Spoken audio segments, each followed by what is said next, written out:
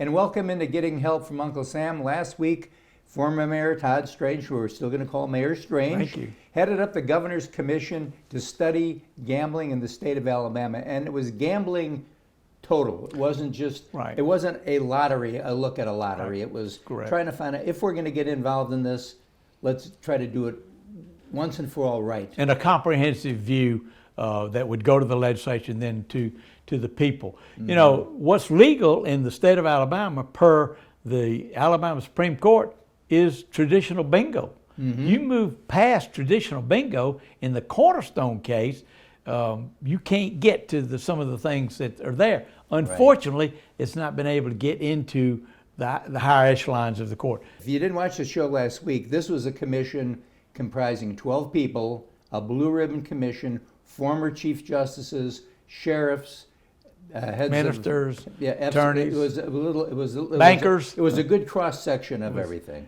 We looked at all types of gaming, and we really focused on the lottery, on slots, and on table games and sports betting. Here are the numbers.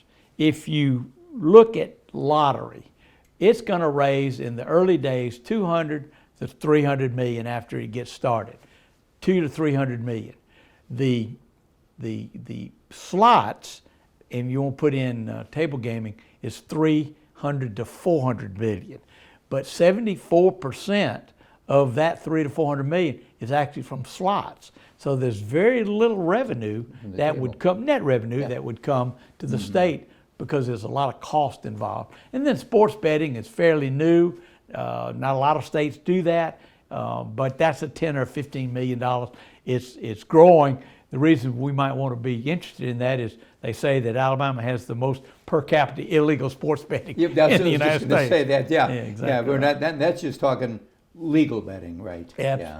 Illegal betting. Illegal betting, in the state. So you're talking $600 to $700 million, and at the end of the day, you got to ask yourself, well, that's kind of the revenue side, and that's what would go to the state. And then how the state uses it, everybody wanted us to say, well, needs to go to education, needs to go here. What we did give her was every state, all 50 states, and what they use their revenue for. A large percentage, 28 of the 50 states, use it for education, and whether it's the only source or one of two different sources. And then you obviously have the cost, whether it be social cost, whether it be cost to government, to have to fund addiction and things like that. And then you've got your taxation costs, because at the end of the day, money doesn't grow on trees. And so if you're going to gamble, you might not go to the movie, you might not buy a loaf of bread or some of those. Trade-offs. Exactly right. But the conclusion is that there are some advantages and disadvantages. The advantages do outweigh the disadvantages, but you have to fund at a good level those social costs that are out there. And on average, it's about $1 on a per capita basis. So if you did that, that might be something in the $3 to $5 million range that would be used for service costs. Social costs is no way to quantify those.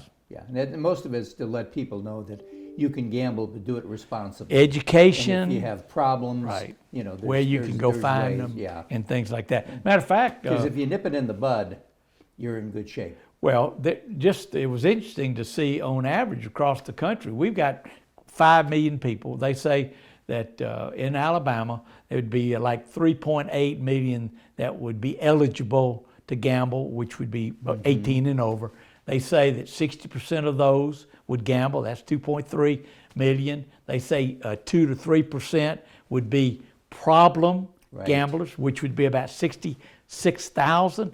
And then those that are really serious, it's 16,000. So you got to be sure that that 80,000 people get the help that they need. You thought you retired, huh? But you know, it's people like you.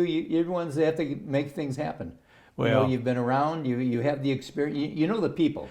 Yes, but I tell you what was the thrill for me was working with those 12. Yep. Just knew a lot of them, didn't know all of them, but they challenged us. You know, I never felt like I was hurting the cats or anything like that, Right. except for one Zoom call that we had when a tree was on one of our members' house. Wow. Everybody participated and participated aggressively as well. Isn't that amazing?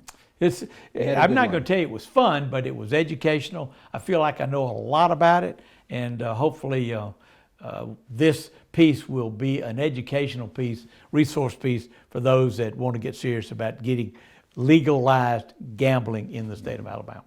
Well, thanks for what you did. The legislature will be in session in about another 2 weeks or so. I'm sure this will be on the agenda, and it's good for you to see. You'll know how everything unfolded with the facts they're using to make some decisions. And we'll be right back right after this.